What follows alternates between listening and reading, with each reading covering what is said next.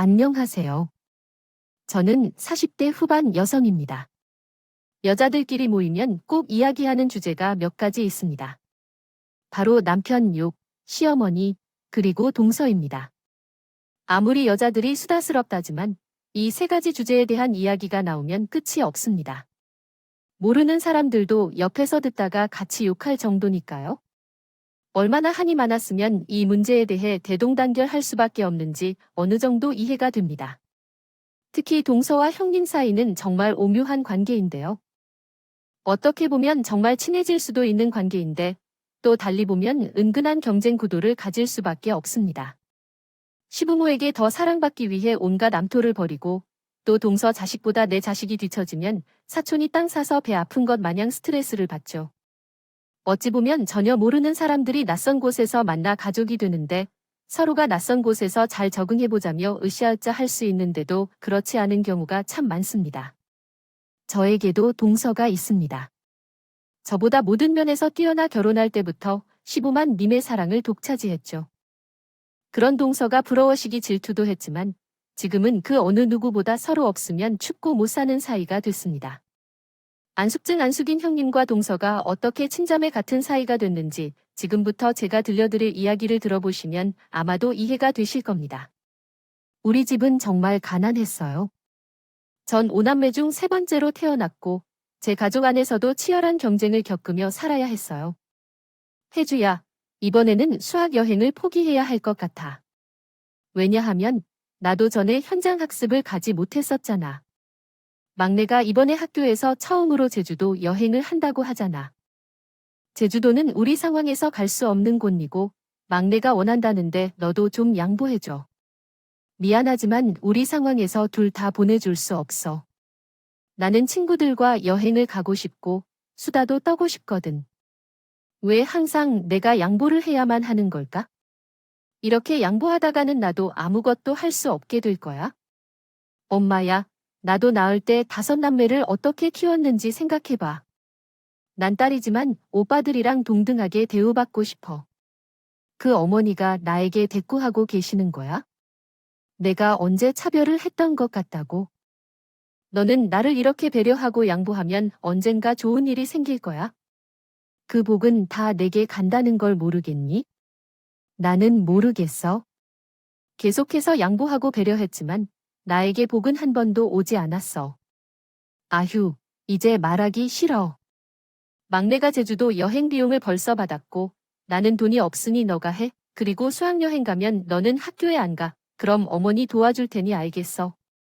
나는 늘 양보해야 하는 바보였습니다. 오빠들이 좋은 대학에 가게 하려고 엄마도 모르게 오빠들을 후원해준 걸로 알고 있어. 그리고 남동생들은 오빠들의 옷이나 학용품을 물려받았어. 유일하게 예쁘게 대해 주시는 사람은 할아버지였어. 할아버지는 나가 속상할 때마다 다가와서 위로해 주셨지. 아이고, 가난이 죄인가 봐. 아버지 일찍 가셔서 어머니도 힘들어서 다 그러시는 거야. 그래서 너무 속상해하지 마라. 아휴, 우리 예쁜 혜주. 나중에 좋은 신랑을 만나겠지. 내가 받은 사랑으로 살아야겠다. 나 죽어야 한다.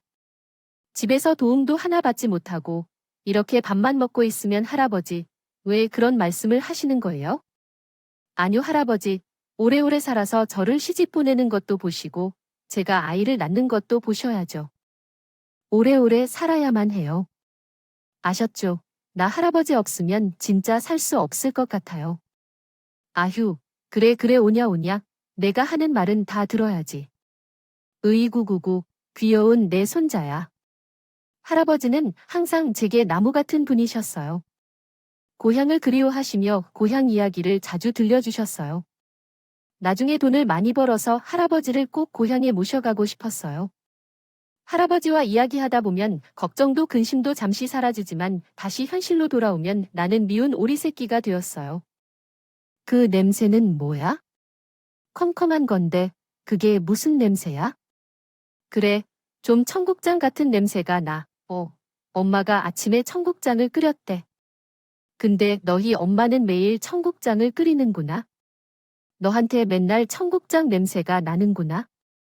와, 이 정말 어렵고 많은 일이 있는 이야기군요. 정말 대단하시네요. 한국어 실력이 정말 훌륭하시네요. 이야기를 번역해 드리겠습니다. 와, 너희 엄마가 청국장을 정말 좋아하나 봐. 엄마가 너를 정말 좋아한다고 해서 청국장은 매일 끓여 놓으셨다는군. 그런데 이제 냄새 때문에 어려울 것 같아. 전신에서 나는 그 쾌쾌하고 기분 나쁜 냄새 때문에 아이들에게는 엄마가 주신 사랑으로 만든 음식 냄새라고 했지만 제게도 이제 알게 되었어. 친구들이 날아다니는 그 냄새가 청국장 냄새가 아닌 것을 안다. 어느덧 성인이 되어 겨우 학비를 벌어서 전문 대학교에 갔다. 제가 선택한 직업은 간호조무사였어. 간호조무사가 되면 어느 정도 안정적인 생활을 할 수 있을 거라고 생각했는데 어렵게 졸업해서 한 병원에 취업했어. 경력이 없어서 많은 걸 배워야 했고 선배들에게 많은 것을 배우고 동시에 꾸중도 많이 들었어. 지난밤 박 간호사가 알려준 대로 차트를 정리했지만 날짜를 잘못 적은 것 같았어.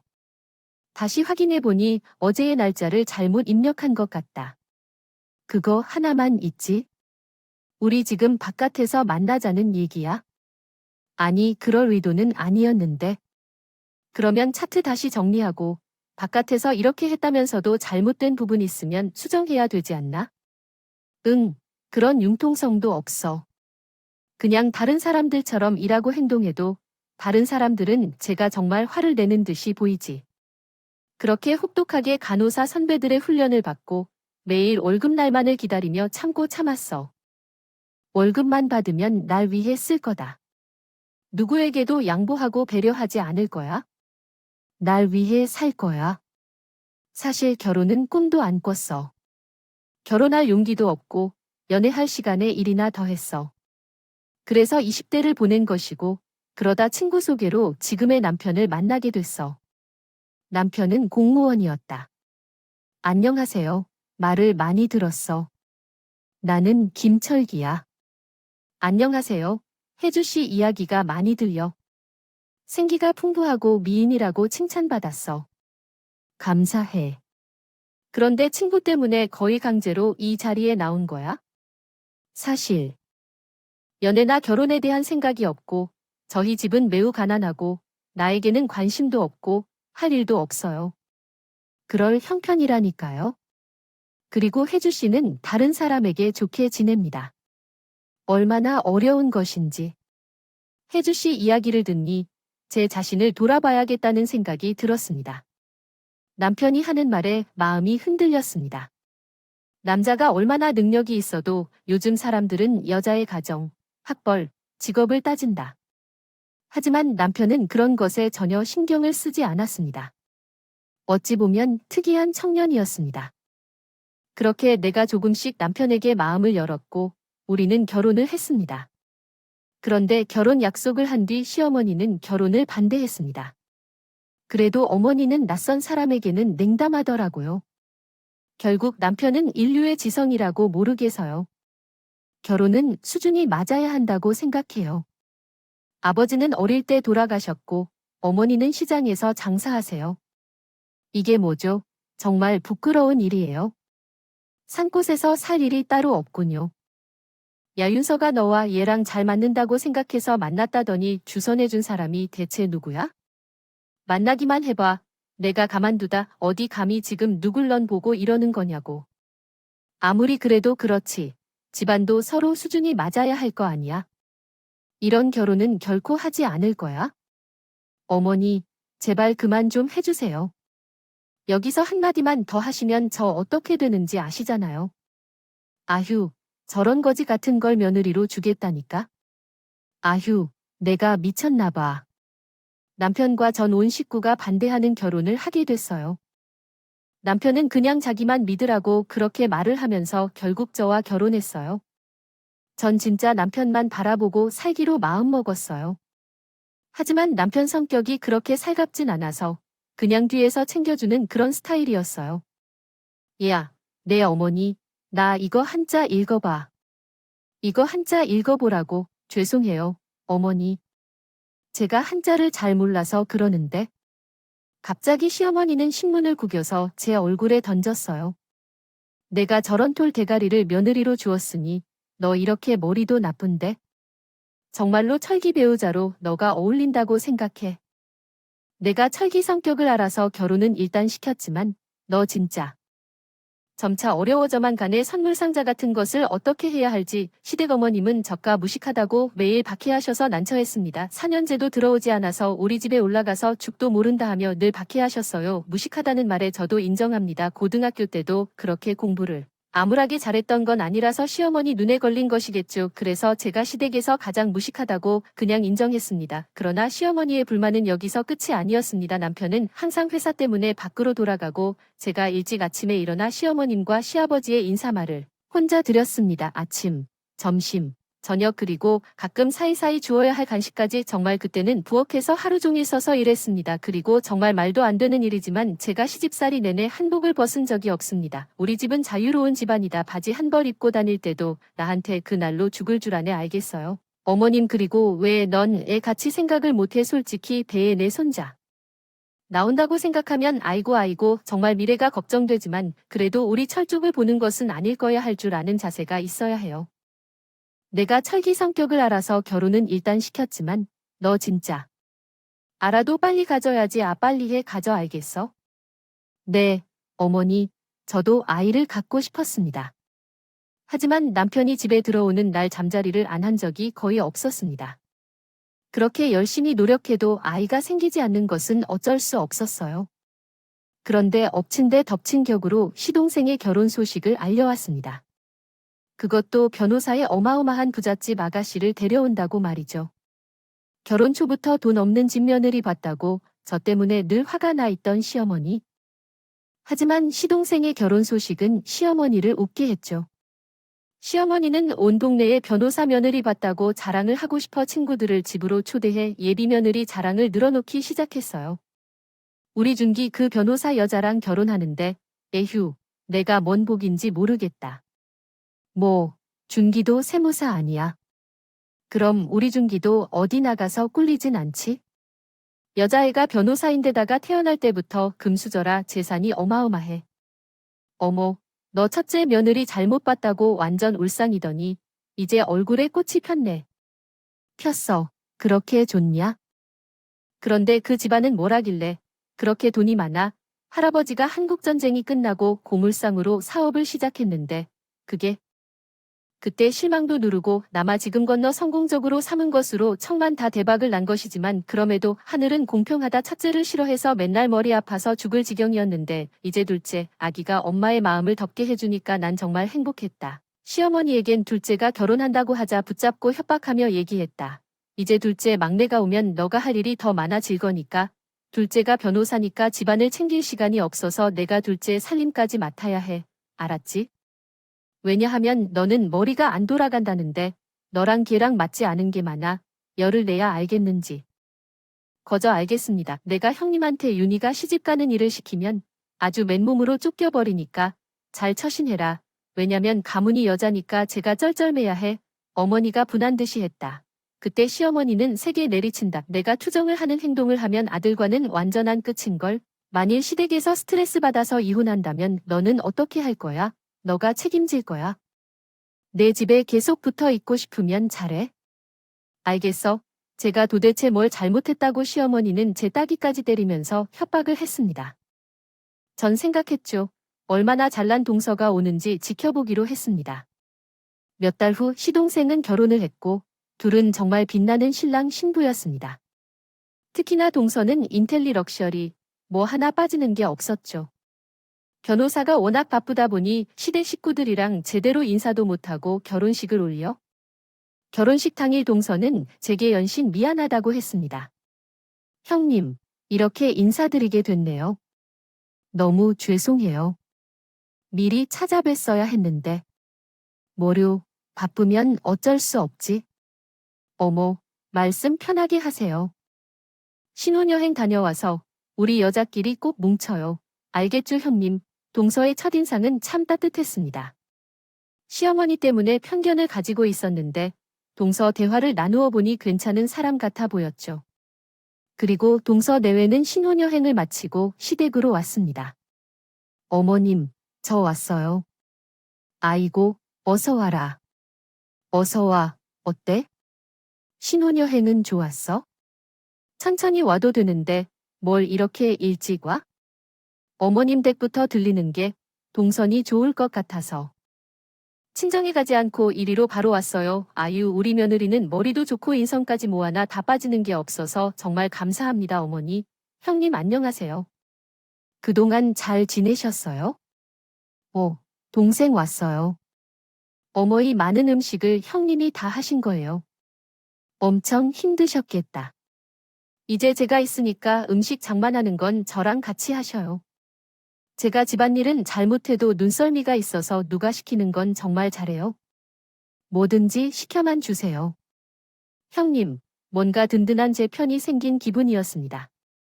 그렇게 동서와 저는 음식상도 같이 차리고 설거지도 하며 점점 친해졌죠. 여보, 어머님이 동서 부잣집 딸이라고 해서 나랑 많이 다를 거라 생각하고 오해했는데 동서가 성격이 참 좋아 중기 완전 로또 맞은 거지. 아무리 내 동생이라도 부럽긴 하더라. 솔직히 중기보다 재수 씨가 더 잘난 건 사실이지. 아휴, 그 자식은 여자 꼬시는 재주는 타고났다니까. 당신, 그게 지금 내 앞에서 할 말이야. 아유, 또 저놈의 열등감 자격지심. 당신은 크게 문제야.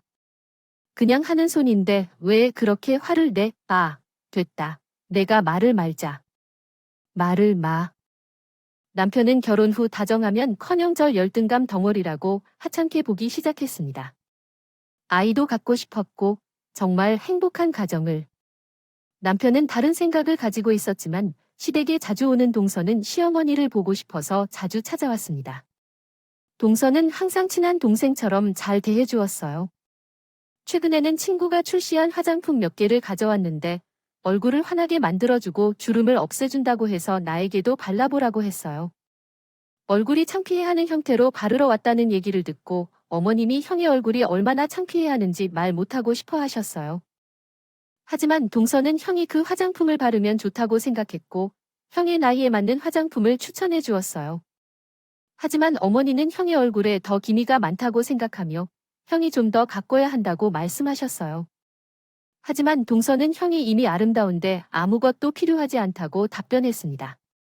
시어머니는 할 말이 많아 보였지만 동서가 똑소리 나게 이야기를 해서 아무 말도 못하고 꿀먹은 벙어리가 됐어요. 나는 그것을 보며 얼마나 통쾌했는지 알 수 있었어요. 동서는 점점 더 아름답고 사랑스러웠어요. 동서야, 어머니 앞에서 내 편이 되지 않아도 돼. 난 그냥 자신의 생각을 표현한 거야.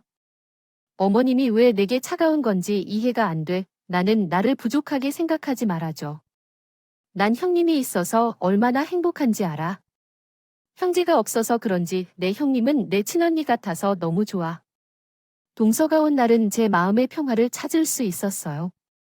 그러나 동서가 없으면 시어머니는 저를 절대로 놓치지 않으려고 해왔어요.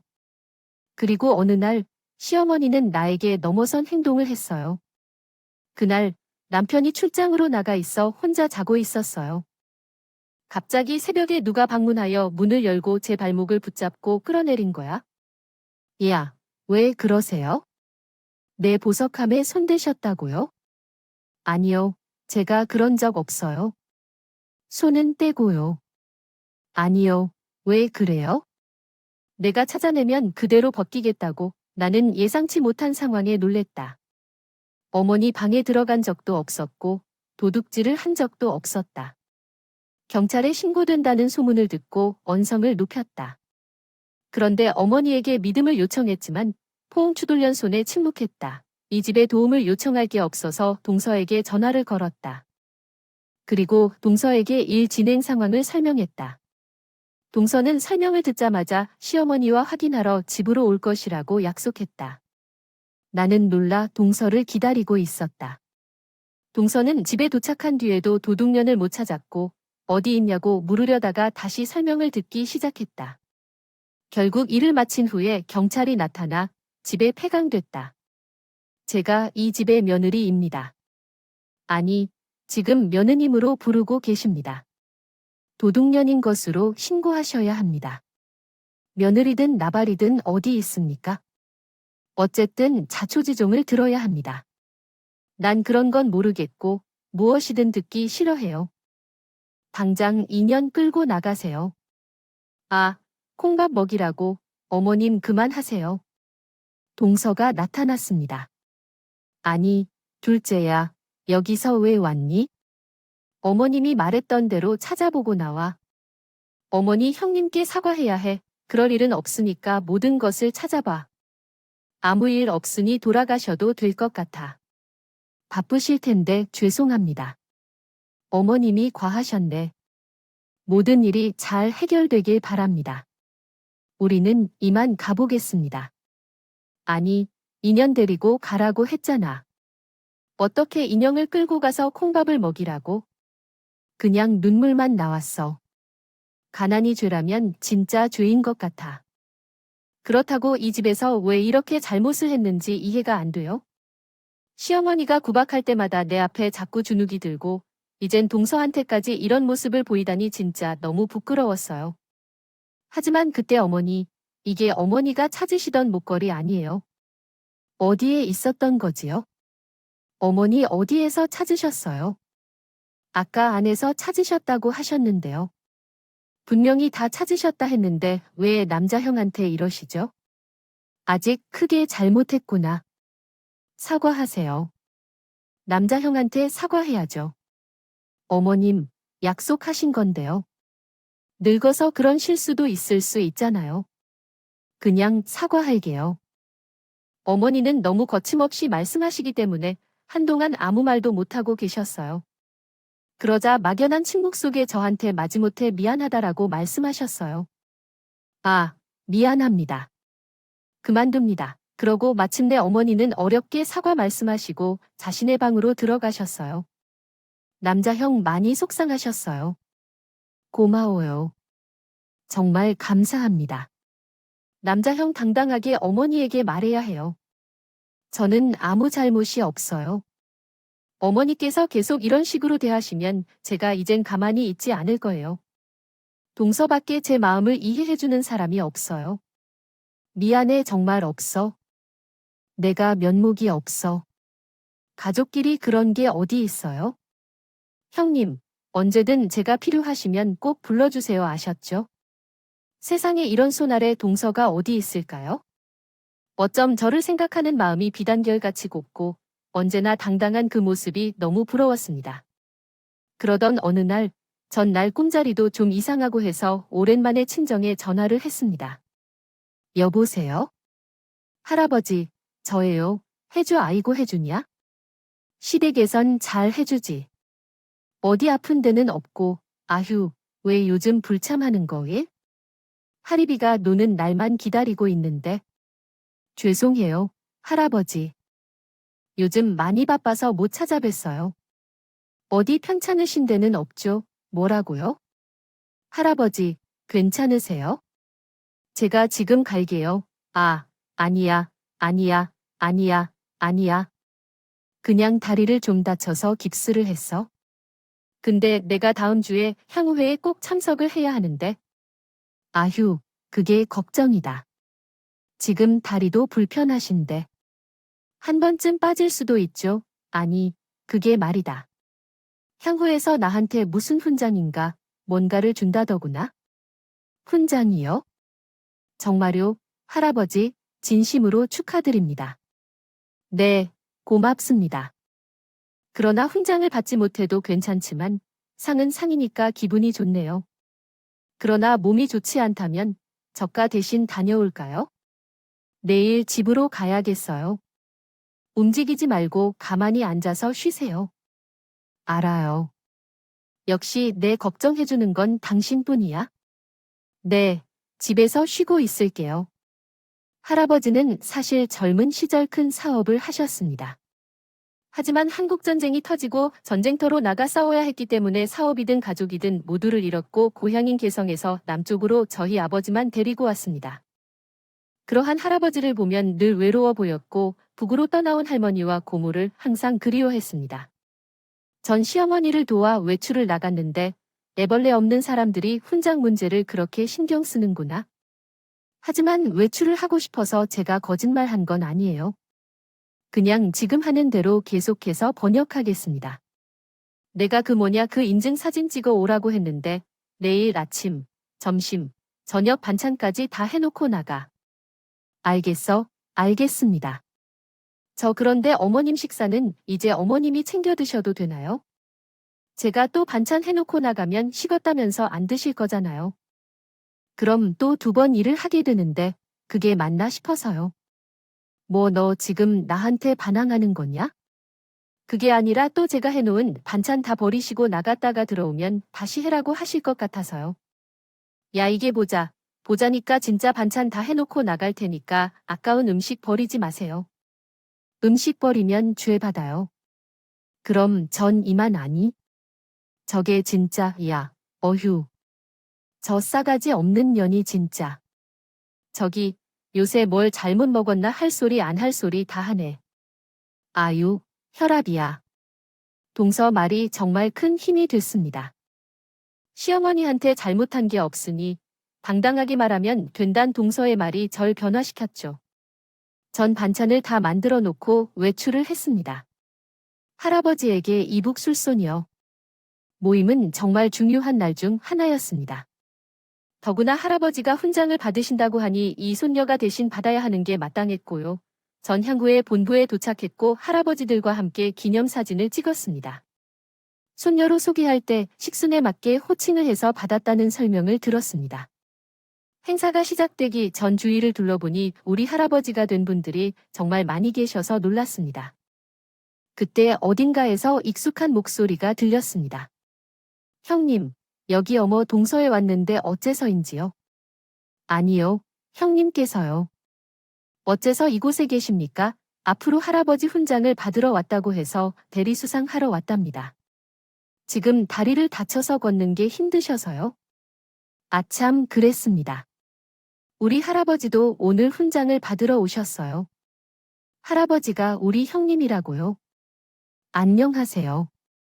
아이고, 어떻게 이렇게 우연한 만남이죠? 근데 할아버지의 고향이 북한이라고 하시던데요. 저도 북한 출신이라 만나서 참 반가워요. 하지만 할아버지의 연세가 어떻게 되세요?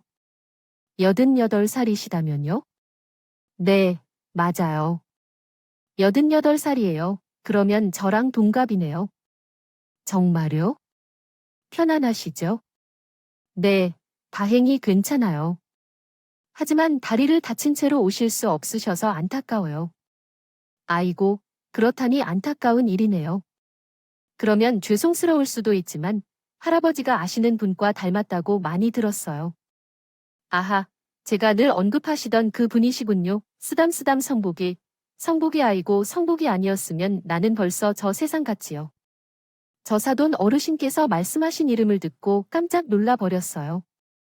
이성보, 바로 우리 할아버지 크시였던 것이죠. 그래, 저 우리 할아버지 크시의 성도 복도였는데 뭐라고 하셨죠? 할아버지 했던 지복이란 말이죠. 네, 할아버지께서 예전에 사업하시지 않았고 또한 우리 할아버지 고향이 아마 평양 덕암동이 맞아요. 네, 덕암동이라고 하셨어요. 거기서 밀가루 공장을 운영하셨다고요? 어머나, 어떻게 그렇게 아세요? 우리 할아버지가 밀가루 공장을 크게 하셨다고 들은 적이 있어요. 아이고, 소중한 소정아, 내 은인을 찾은 것 같아요. 할아버지, 그러면 우리 형님 할아버지가 찾던 그 은인이에요? 틀림없어요. 이 성복이 내가 성보 때문에 지금 이렇게 살아있을 수 있는 거라고. 아휴, 알고 보니 동서의 할아버지와 우리 할아버지는 고향 친구였답니다. 우리 할아버지는 고향에서도 큰 부자였고 동선의 할아버지는 가난한 농부의 아들이었다고 하셨죠. 어릴 적부터 둘이 친했고 할아버지인 동서 할아버지에게 같이 사업을 하자고 제안했다고 합니다. 승복이는 항상 제가 만날 때마다 챙겨주고 한 번은 다른 집에서 머슴살이를 하던 중 같이 밀가루 공장을 시작하자고 제안했다고 합니다. 우리는 그때 상당한 돈을 벌었어요. 그러다가 전쟁이 벌어지면서 온 나라가 혼란스러웠지만 남쪽이고 북쪽이고 우리는 그런 것에 신경을 쓰지 않았어요. 그저 승복이와 함께 밀가루 공장을 보호하고 있었죠. 어느 날 군인들에게 잡혀버렸고 승복이는 밀가루 주머니를 터뜨려 군인들이 헷갈리게 하여 우리가 탈출할 수 있게 했어요. 전쟁이 끝나면서 동서 할아버지 가족은 모두 돌아가셨고 홀로 남은 동선 할아버지를 우리 할아버지가 돌봐주었다고 합니다. 할아버지는 동선 할아버지에게 사업 자금을 대주어 다시 일어설 수 있도록 도와주었다고 하네요. 모든 것은 승복이 덕분이었어요. 승복이가 없었다면 제가 지금쯤은 살아갈 길을 잃었을지도 몰라요. 승복이 때문에 자식들과 행복하게 살 수 있었어요. 전쟁 끝나고 나서 승복이를 찾아 돌아다녔지만 찾을 수가 없었어요. 승복이가 나에게 베푼 모든 것들을 영원히 잊지 않겠다고 다짐했어요. 그런데 이렇게 승복이 손녀와 손녀딸을 여기서 만나다니 우리가 보통의 인연은 아닌 것 같아요. 아주 빨리 승복이를 만나러 가야겠어요. 난 훈장이고 뭐고 승복이를 먼저 봐야겠죠. 정말 이런 인연이 있을까요? 서로에 대해 전혀 모르고 살았던 동서와 저가 두 할아버지의 인연으로 이렇게 가족으로 만났다는 것이 정말 신기했어요. 동선 할아버지와 저는 친정으로 갔고 두 분이 50년 만에 상봉을 했어요. 아이고, 승보야. 아니, 이게 누구야? 아니, 너 기범이 아니냐? 아니, 어떻게 여기 왔어? 두 할아버지는 서로를 끌어안고 얼마나 오신 건지 몰라요. 그 후 두 분은 밤이 새도록 50년 동안 떨어져 살았던 이야기를 나눴어요. 동선 할아버지는 우리 할아버지에게 믿을 수 없는 이야기를 했어요. 승보야, 내가 너를 만나면 꼭 은혜를 갚고 싶었어. 너와 세상이 됐든 안 됐든 나는 먼저 선을 너와 나누고 싶어서 열심히 돈을 모았어. 여기, 언제 만날지 몰라서 내일까지 품에 가지고 다녔어. 자, 받아야. 이건 이목이야. 아니, 이렇게 큰 돈을 어떻게? 난 못 받아. 너가 나를 구해주고 내가 가족을 잃고 혼자였을 땐 내 도움이 없었으면 버틸 수 없었을 테니까. 그러니 당연히 받아야 해. 그러더니 할아버지가 말씀하시기를 우리 할아버지께 받은 고마움을 전하셨고 그 돈은 우리가 평생 생각하지도 못할 큰 돈이었습니다. 200억이라니 정말 기적적이야. 난 널 이렇게 만난 것만으로도 너무 좋아. 내 평생 바라던 걸 이룬 것 같아. 기범아, 우리 죽을 때까지 이렇게 같이 늙어가자. 이렇게 날 찾아와서 고맙다. 정말 고마워. 동서아, 두 분을 보면서 눈물을 흘렸어. 그리고 우리는 우리의 인연을 너무 감사하게 여기며 더 좋은 형제 동서지간으로 살아가기로 약속했어. 형님, 이제 제게 친언니나 다름없어. 이런 인연이 세상에 어디서 있겠어? 앞으로 친자매처럼 더 잘 지냈으면 좋겠어? 당연하지, 동서야. 마음이 이렇게 따뜻한 건 누굴 닮아서 그런가 했더니 역시 할아버지를 닮았나 봐. 동선의 할아버지도 우리 할아버지처럼 잘 모셔주시면서 살게. 동서야, 정말 너무너무 고마워. 우리는 두 분의 만남 이후 더 돈독한 사이가 되었어. 동서가 로펌에서 일하다 자기 이름을 내건 변호사 사무실을 날 건네준다고 했어. 그리고 나는 누구보다 동서 일에 기뻐했어. 동서야, 너무 축하해. 동서는 해낼 줄 알았다니까. 다 형님 덕분이야. 형님이 제 뒤를 지켜주셔서 가능했던 거죠. 안 지켜준다면 못했을 겁니다. 아, 맞다. 모래 씨의 개업식 때 오실 거죠?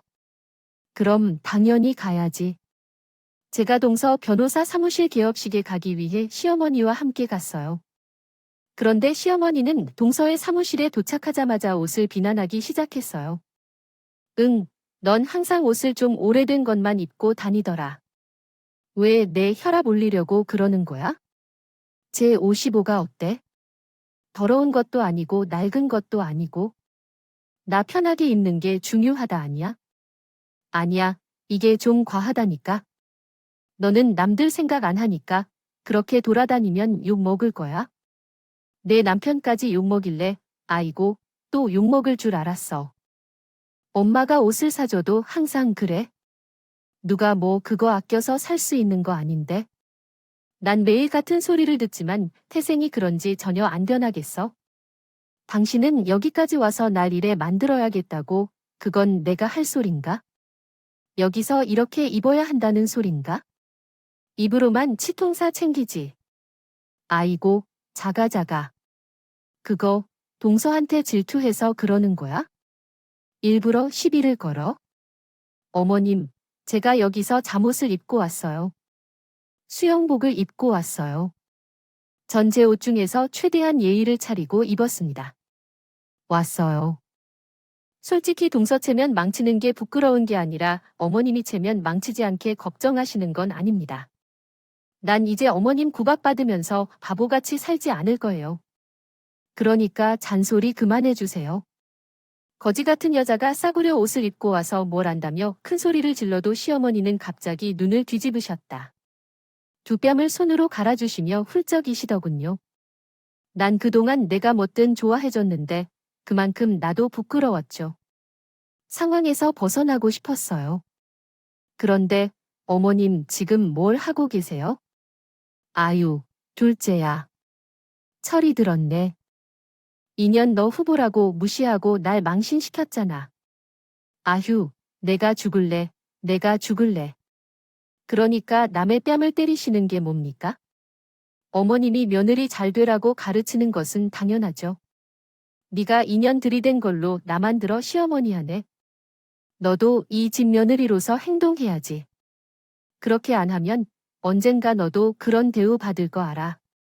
지금 말을 다 하셨어요. 내가 변호사 몇 번을 챙겼는데 너는 내 며느리야. 그러니까 잘 알아듣고 행동해.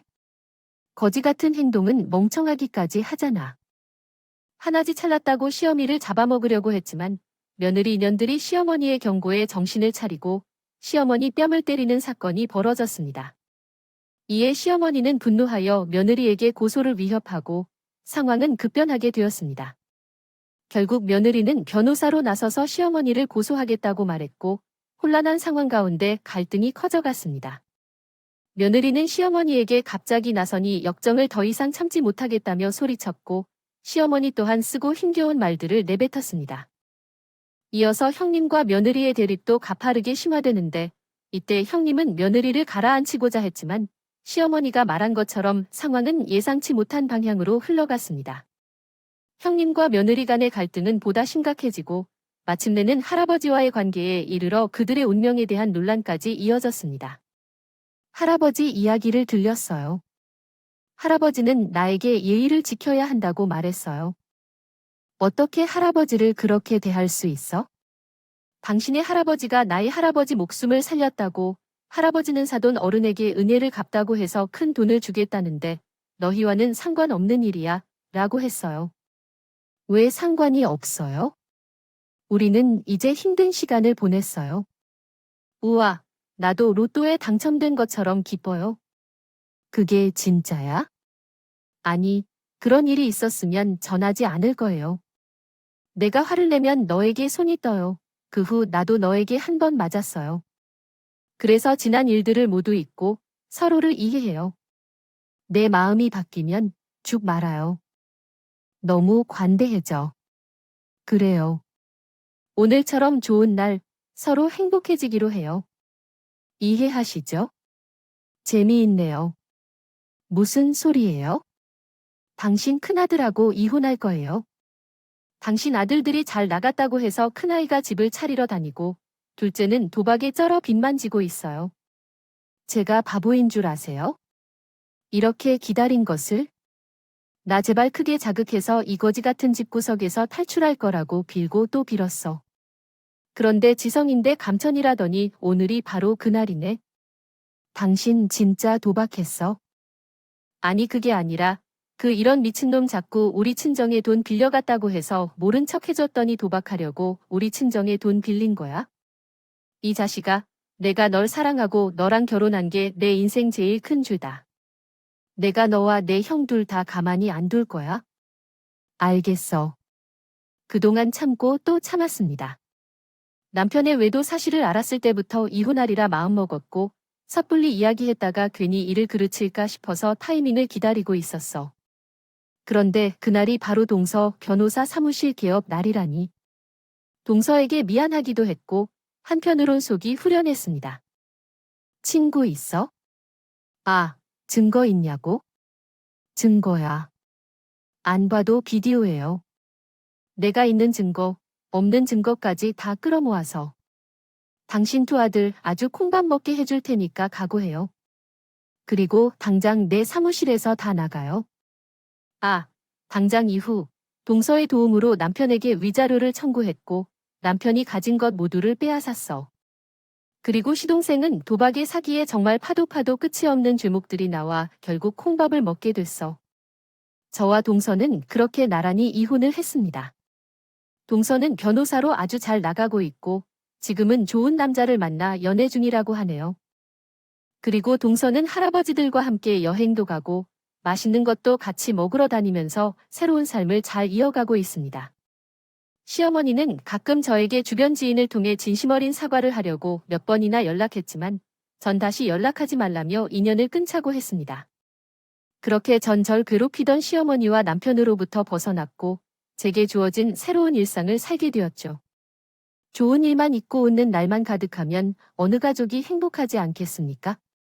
하지만 진정한 가족의 힘은 살면서 어렵고 힘들 때 발휘된다고 생각합니다. 오늘은 내 소중한 가족이 무슨 고민이 있는지, 또 어떤 문제가 있는지 시간을 내어 들어주시는 건 어떨까요?